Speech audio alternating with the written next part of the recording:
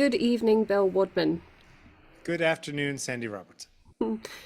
This evening, we're just going to go straight into what we're talking about generations.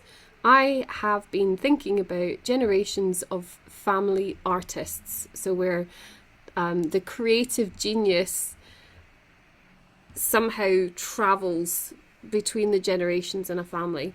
Have you ever Okay. found that with people you know? Uh, yes, but not as much as I would expect it to happen. You kind of expect like, oh, this person's this genius piano player. You think their children are going to be really good at that, and then they're not, and you're just like, man, that's a waste of thing. But yeah, it happens occasionally. A waste? What do you mean, Bill? I don't know. It just is. You want things to be passed on in some fun way where the next generation's even better than the last.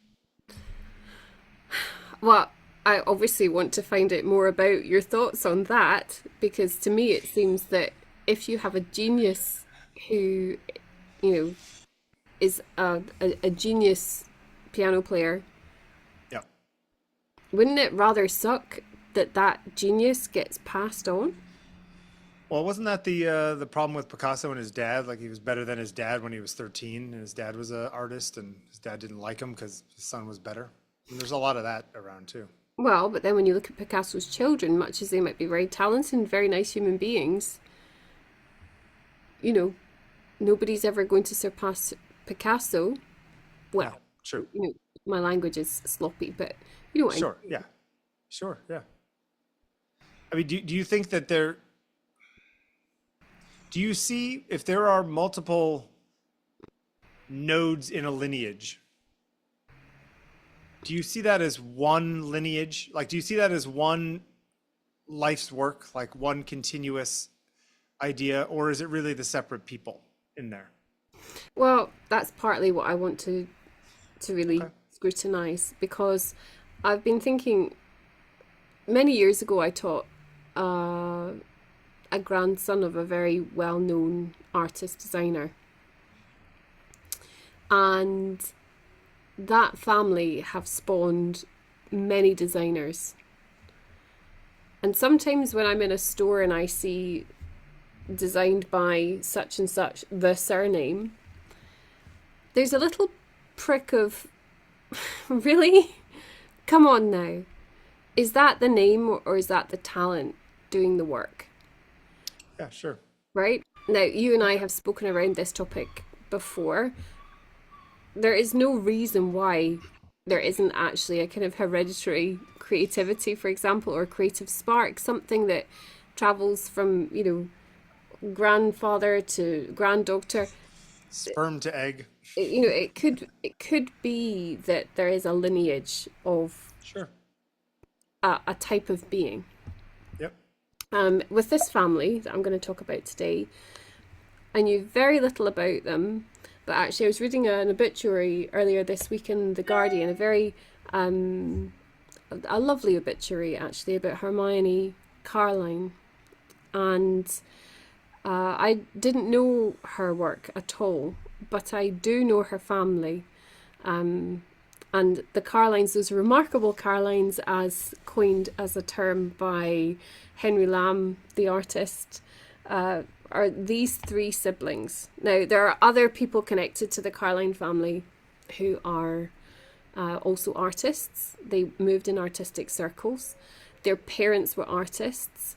And this is a family that grew up and lived around mainly London, particularly Hampstead, and are particularly well known for their interwar years work. The brothers, in fact, I think all three were educated at the Slade, but the brothers certainly went off to Paris.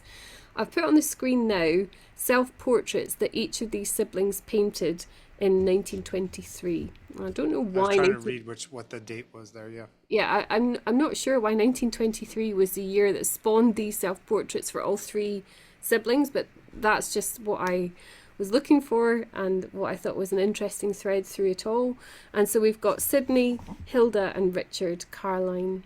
Their parents were artists, and for each of them, they kind of forged an artistic career that either floundered for whatever reason we can find out later, or was cut short, or became extremely successful and then went on to spawn yet more artists. Yeah.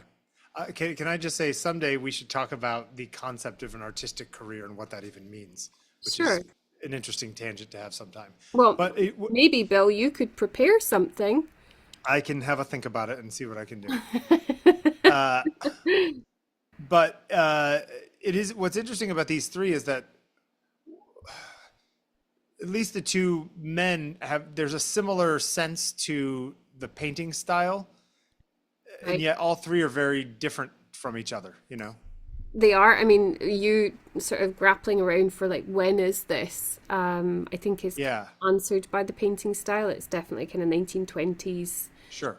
But Um, it also could have been 1970s. They just happened to paint like they were in the 1920s, you know, which is the part that I was trying to figure out if it was some sort of weird artsy family. Do you know if the family had a lot of money? Were they that kind of family? well, as I said, the trio, their parents were artists, and I know that their mother had been adopted, and I don't know if she was adopted into a wealthy family. Hampstead, as you will know, is a very affluent area, and has always been an area for kind of burgeoning middle class and upper class families. I don't quite know where their money came from, but they certainly would have had money from early on. I'm Yeah. I'm sure if anyone watching this knows the Carline story better than I do, they would be able But they to. weren't working in coal mines to be able to support the suit that he's wearing. No, I don't think so.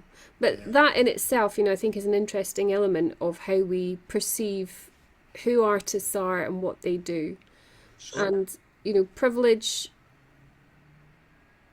creates privilege, doesn't it? Hmm. But that doesn't mean that privilege automatically creates artistic talent. Um, Also true. they were well connected. I mean, their home, their Hampstead home in the interwar years was a hotbed of, visiting artists and a very kind of Thinkers and conversations and artist groups.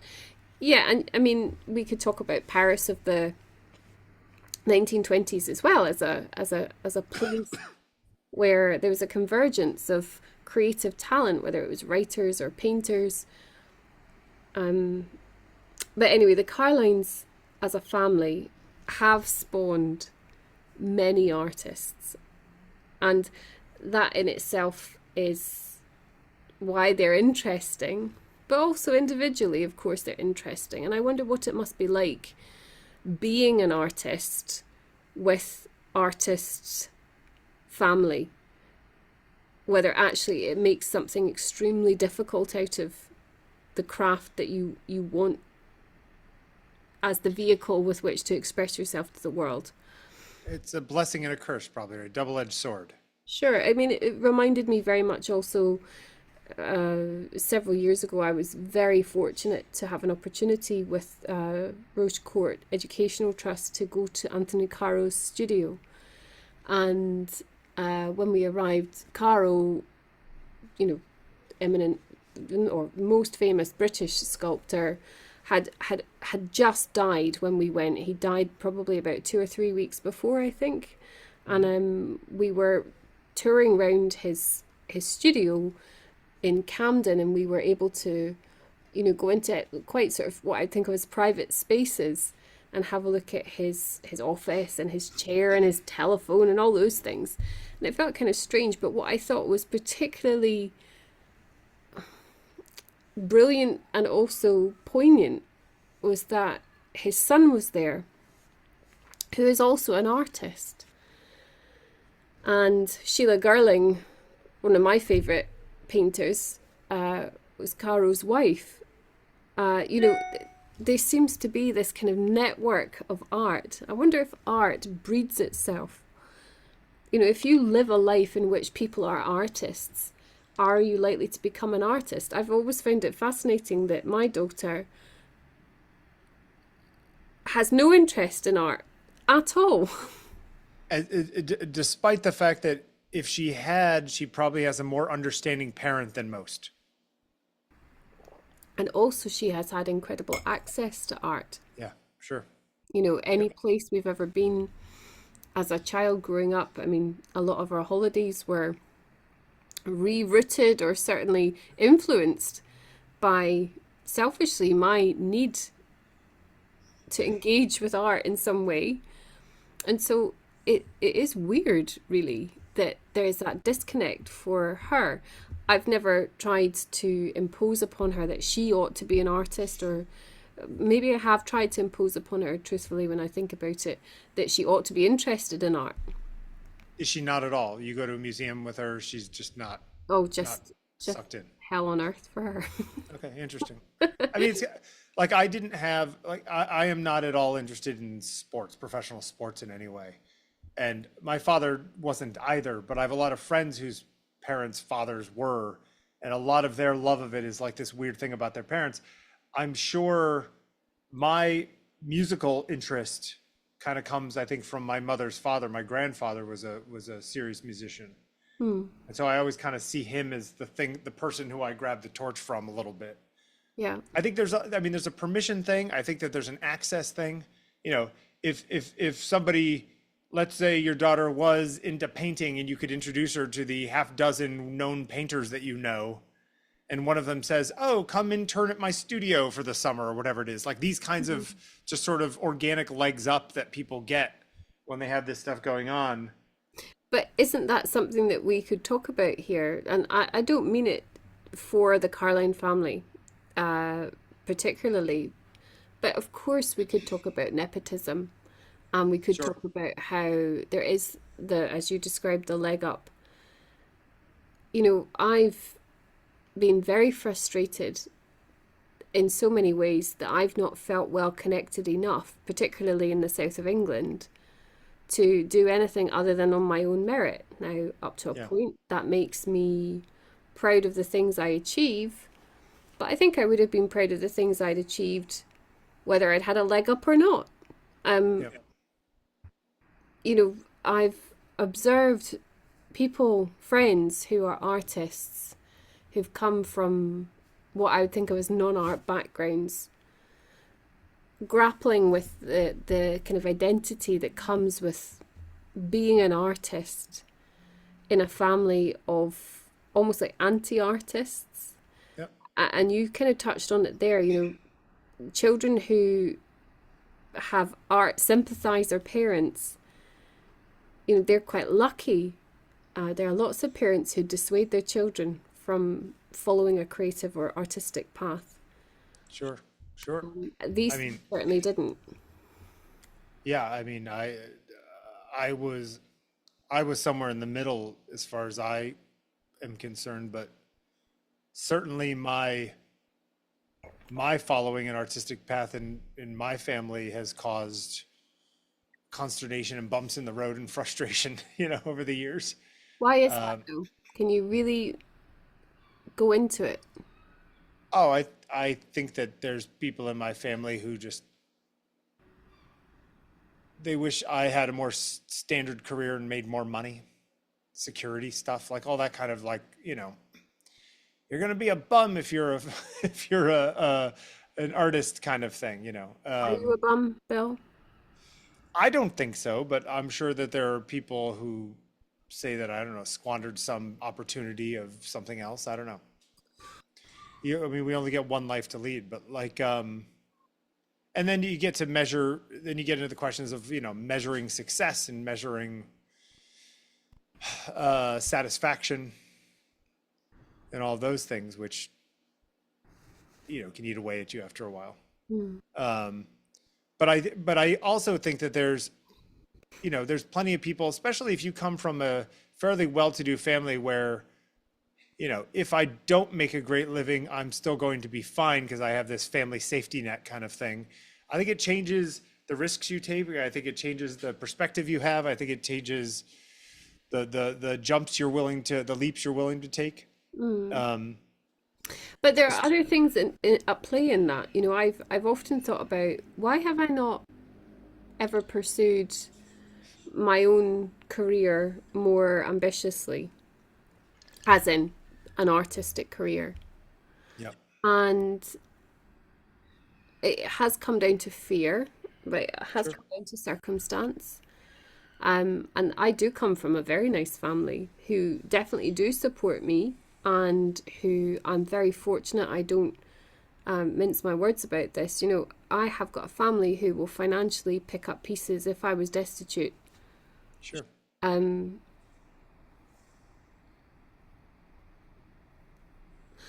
but the thing that's at play for me has been that I've always been very aware of this kind of spectre of ill health. You know, it was very important for me to find a job where I could feel independent and self-sufficient, but that there was another type of safety net there should I become sick. Sure. Well, you also live in a country that has a medical system. Yes, and also I needed a job that would honor that. You know, Sure. that's But that specter of health concerns also cuts the other way, and when it makes you even more aware of how short life is and what you're trying to do in the time that you have, there. I mean, so it's kind of goes both ways, right?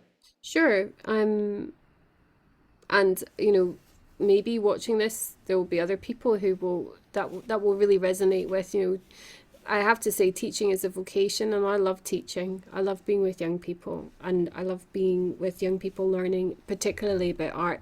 I feel often I have the best job in the world for me because I get to talk about art all day long to all Yeah. different types of people. And I have rotational contact with 1,000 people, you know, every week Yeah. in a school setting where I can, you know, engage relatively deeply with young people about art. And that to me is this extraordinary gift. But I don't feel I'm not kind of delusional or lying to myself about the fact that I chose that career in part because I love being with young people and I seem to be quite good at it. Yeah. But there's also then in the background the sense that, pardon me, I need the protection. Yeah. It's Now, conservative play. Yeah, I understand. I'm wondering about the kind of sense within a family such as the Carlines, Yeah. whether there was a real risk of not being an artist. Yeah, well, I was going to say, yeah, maybe you're on the outs if you're not playing the family game. Um, you know, they grew up at a very interesting time in history, with the exception of Richard, who was the baby of the family. Hilda and Sydney were born, I think, 1888 for Sydney, 1889. No, that's wrong. Let me double check. Yeah, I was right. Um, These are terrible years to be born for a lot of people. sure, in this family, it was okay. I mean, Sydney didn't live very long. He died at 41 from pneumonia.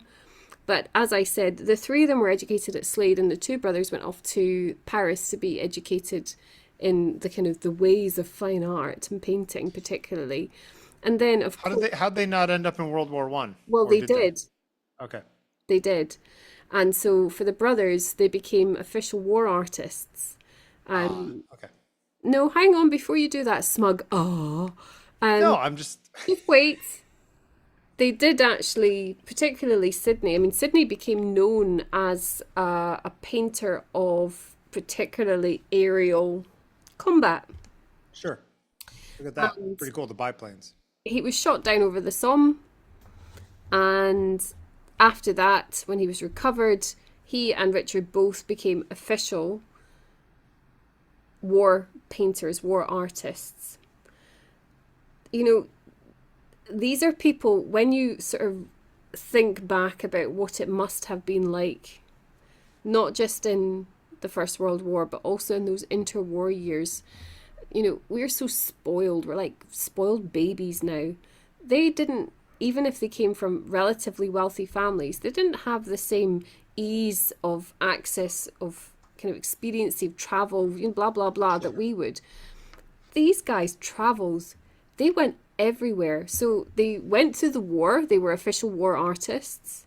And then they went and they traveled in the near to the far east, and particularly the brothers spending time in Syria and Palestine and Iran and Iraq, Apparently former Yugoslavia. making paintings wherever they went. But anyway, for Sydney, as I said, he tragically died from pneumonia at age 41, so very young. I think I want to go back. You said something that they all look so very different in their style. To me, they actually don't. There's elements of similarity across their painting style. And I mean, there are definitely similarities. I'm just saying that it's interesting that, that the sister decided to pull back and have like a wider shot, as I would say. The brother on the first one is really close up and kind of close intense. Third guy's like a 3/4 shot, but he's just like also way more contrasty even than the other ones. I love that glint of light across his, like the where the shadow is across his brow, where like a light is causing a shadow underneath his hair. I love that. It's really cool. No, I mean, there's definitely, it feels of a type. I wonder, did they have the same teacher? Did the parents teach them? well, as I said, the boys were educated in Paris, I think, Oh, okay. Oh, yeah. But I mean, I meant like earlier than that but even. their But yes, parents okay. were artists. So Yeah. I would imagine that, George Francis and Annie would both have had, that's their parents, would have had Yeah. lots of time to speak to them about their craft. The thing that I notice is that with Hilda particularly, Hilda, it's very irritating actually to talk about artists, female artists, and say that, well, their husband was such and such. But I think it is important to mention that Hilda at Slade, where she went as well, met Stanley Spencer. And I think he became rather obsessed with her. He proposed to her 6 times before she said yes. And they finally got married in 1927. And Like the Lady Di Spencer family? Stanley Spencer, the Yeah. artist, Oh, the artist. Got it. My right? bad. Um, who was part of that interwar year set that would Sure. visit the Yep, yep. Hampstead house, right? So she eventually said yes. They got married. They had a couple of daughters, and their marriage deteriorated, as did her painting career. So her painting career totally floundered. And to me, that seems a grave shame. Now, in the 20s, yes, there were very important women artists, but it must have been quite difficult to be a woman artist connected to a massive talent, and in her case, married to the massive talent that was Stanley Sure. Spencer. And not only that, but she'd had to cut her chops. She'd had to really make her mark amongst these two. Right. I find her work beguiling and other. Yeah. It wasn't really an accident that I put her in the middle of the two brothers. It's not because I think they bookend her, although they did in age. It's because actually her portrait is the one that, to me, has. It's not the most arresting of the three, but it's the most passively resigned of the three. I was going to say there's an indirectness to hers. And I think that then when I see how she painted, I love the way that she paints. So there's the toxic masculinity of, let's paint war. And I'm only half joking because, of course, They were kind of forced to do it. they were forced to do it. And I don't mean to be churlish, but I'm looking at somebody who's a painter of great sensitivity here in a way that is, maybe if we were going to be incredibly binary about it, we could say it's a very female way of painting, softer edges, softer palette. That County Garden one is really beautiful. But also there's a twist of menace in them, I think. Yeah. And I enjoy that. I think that's something that gives me pause, that makes me think, that engages the deep dark heart of not just me, but makes me question hers. And with the others, I don't have that. Now, who knows what Sidney would have done had he lived. As we've already said, his life was cut short by pneumonia. When we then move on to Richard, who was, I think, the most famous of the three, we're looking at somebody who was adroit and confident, at least as far as I can tell from their painting. And even this one, the studio interior that I picked out, I wouldn't say that that's, like a kind of trailblazing painting of his, but there is something that I loved about the quality of it. It's Yep. flashy. It's, even though it's of humble kind of environment, and That red and that green are just so beautiful. the skill of it is Yeah. undeniable. Yep. But again, it's of its time. Now, so we've talked about the trio, the siblings, and their parents were artists. And then Richard spawned an artist. Now, this is the obituary that I was reading in The Guardian, and shamefully had not heard of Hermione Carline. And what fascinates me about her work is how unbelievably beautiful I find it. So how does she relate to the rest of the family? So this is the daughter of Richard. Okay. And so She she lived a long died. time if she died not that long ago. Well, it's the daughter of Richard. So she was born in 1951. She was 75. Okay. So Richard married Nancy, and they had Hermione. She herself had, I think, 3 daughters. Isabel, and the other 2 daughters are Josie and Madeline, who are both themselves in some form artists or designers, background in set and production design, art direction, textiles. I'm sorry about the rubbish titling. I was in the middle of doing it when we started our call. It's okay. This painting, I wish I'd written it down, is called something like a moon, something about moonlight. I It's so mean, weird when it first came up. It almost feels like a Saul Bass thing to me. Like you know what I yes, mean? Like yeah, it does. And there's, I would urge anybody watching this to read the obituary. It's not very long, but it is written by a friend of Hermione's, who's a Guardian journalist.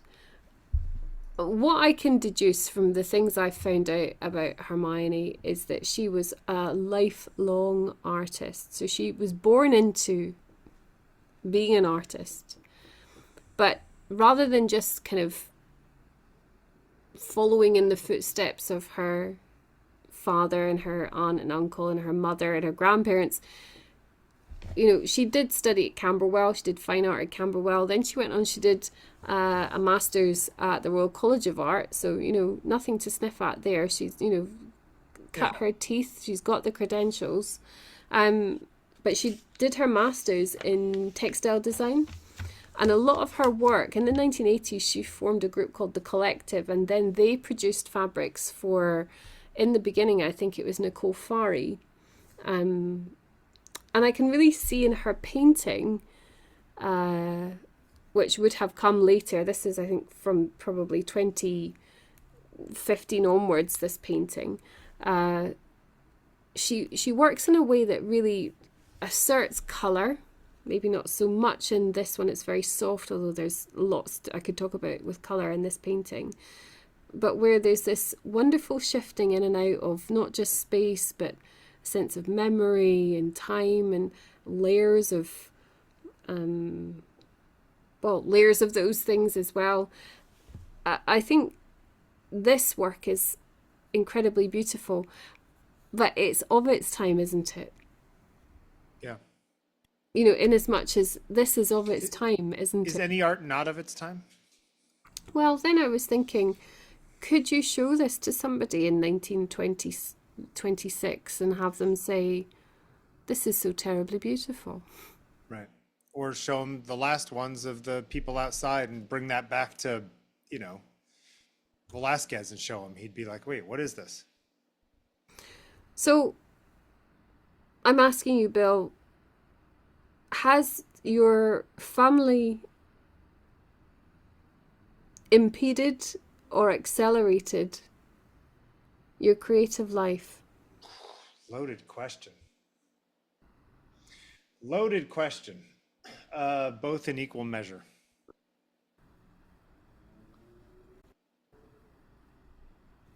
Waiting.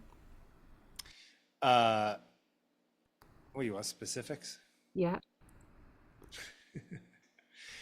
My mother paid for my music school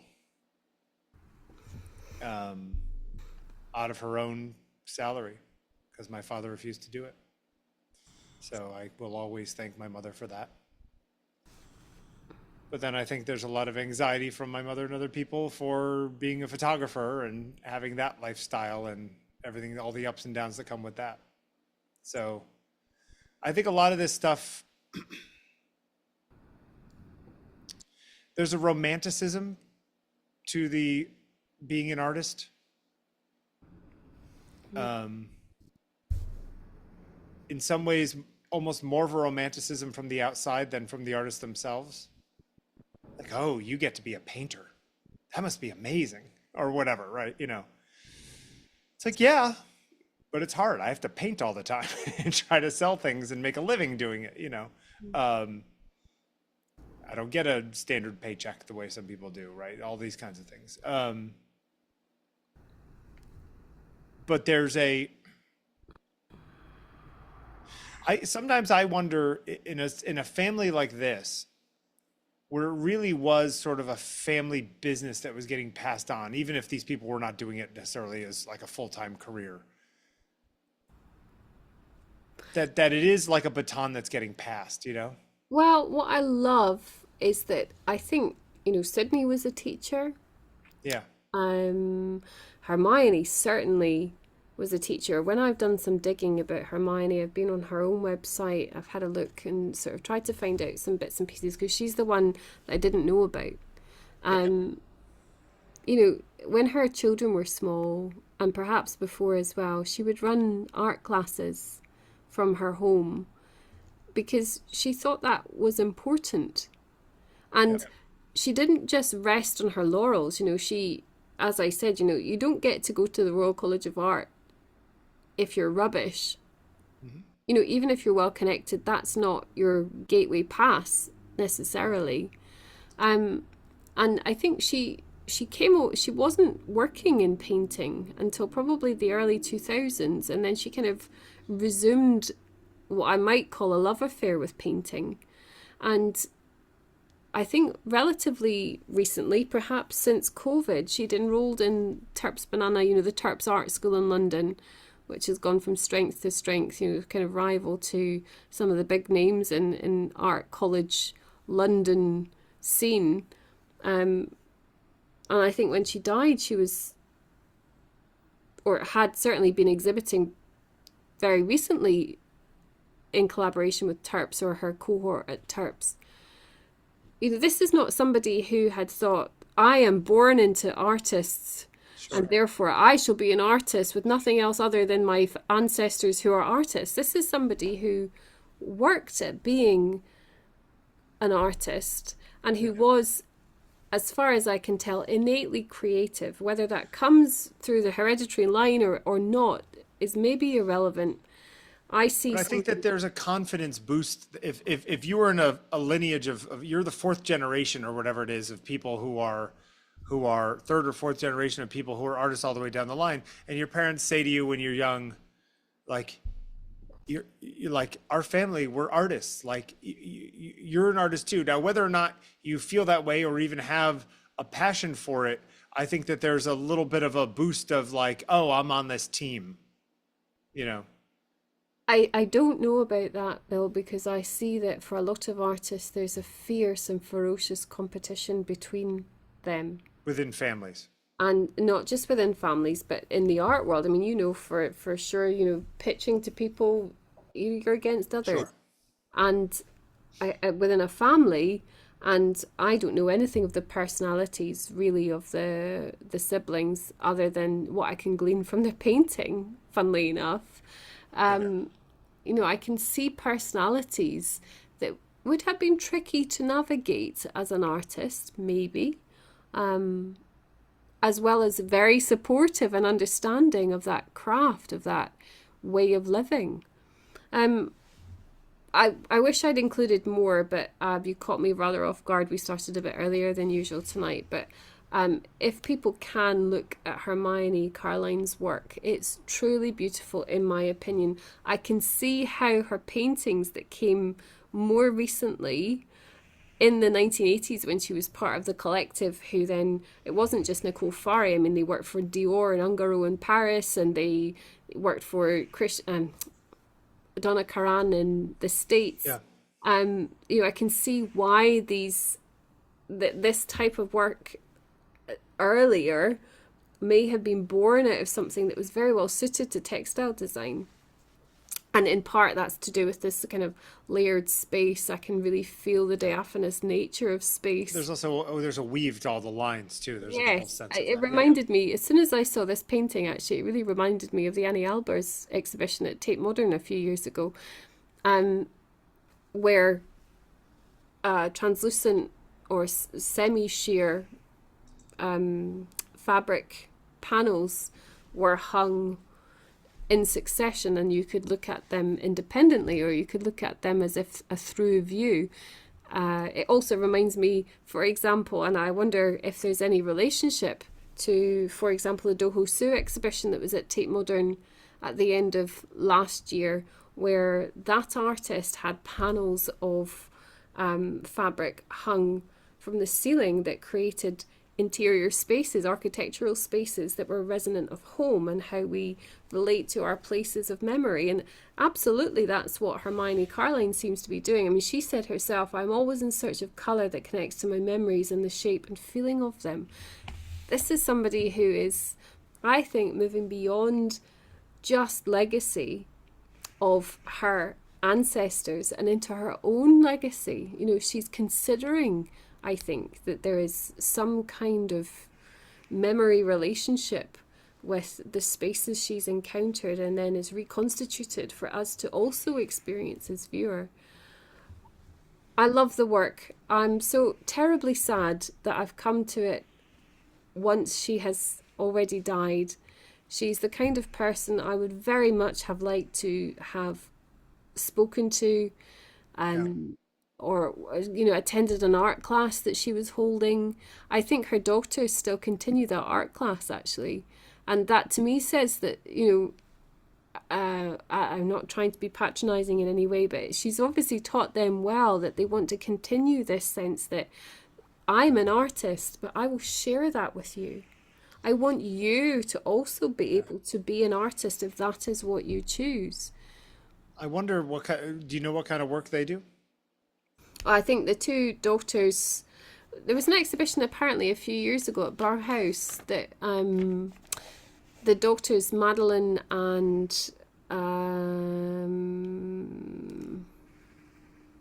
Josie, I think, put together an installation to kind of as a summation of the work of the family, the Carline family.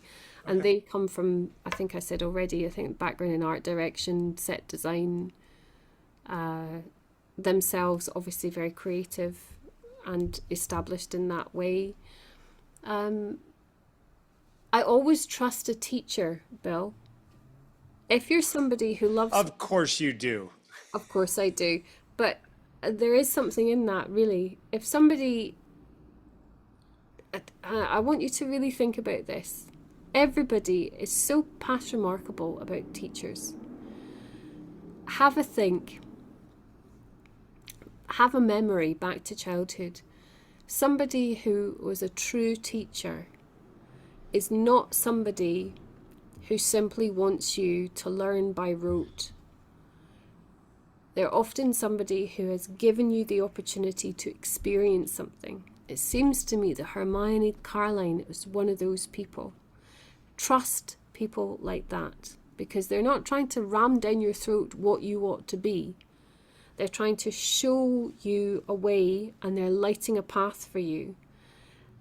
And to me, there's something in this way of working that suggests that. But also, again, I urge people to go and have a look at her own website that doesn't yet know she's died. There's a beautiful photograph of her in her studio, and actually there's quite a lot of photographs of her as a person, And as much as anyone can ever tell, she looks like a lovely person. She looks like the kind of person that you would happily deposit your child to work alongside, happily painting pots. Or she looks like somebody that I would choose to go and spend time with, not just because I would learn so much technically from her, but because simply I would like to be in her company. So, is that the filtration and distillation of a family of art? Or is that simply because someone is great in themselves? I think that it could go either way. You like the idea that there's a familial connection to it all? No, I don't like the idea of that actually. I like the idea that here is a person who was so incredibly keen on sharing their skill. Hmm. And I like that that person didn't take an easy option into being an artist just because that was the easy option. It seems to me that I can't say there was struggle. I don't know what struggle there was. This is a person who devoted themselves to lifelong learning about Sure. something that I think others may have assumed she would just know. That's the interesting part, isn't it? There's no complacency in somebody who wants to keep learning. Yeah. Yeah. I'm envious. What are you envious of, Bill? The desire to keep learning. I've lost it. I need to find it again. Oh, please. Honestly, let me get my Honestly. violin out. You have lost the desire to learn something? Yeah. In the last year or two, trying to find it again. I used to be that person. Well, I'm going to lay the blame squarely at your door for our viewing figures then, because that must somehow I, translate into how you appear on this show. I'm glad to take the pummeling in public. You can bear the brunt of that one. Yeah. I don't think you've stopped learning, Bill. You're still speaking of seeing with me. I always learn when I'm with you, Sandy. Bye, Bill. Bye.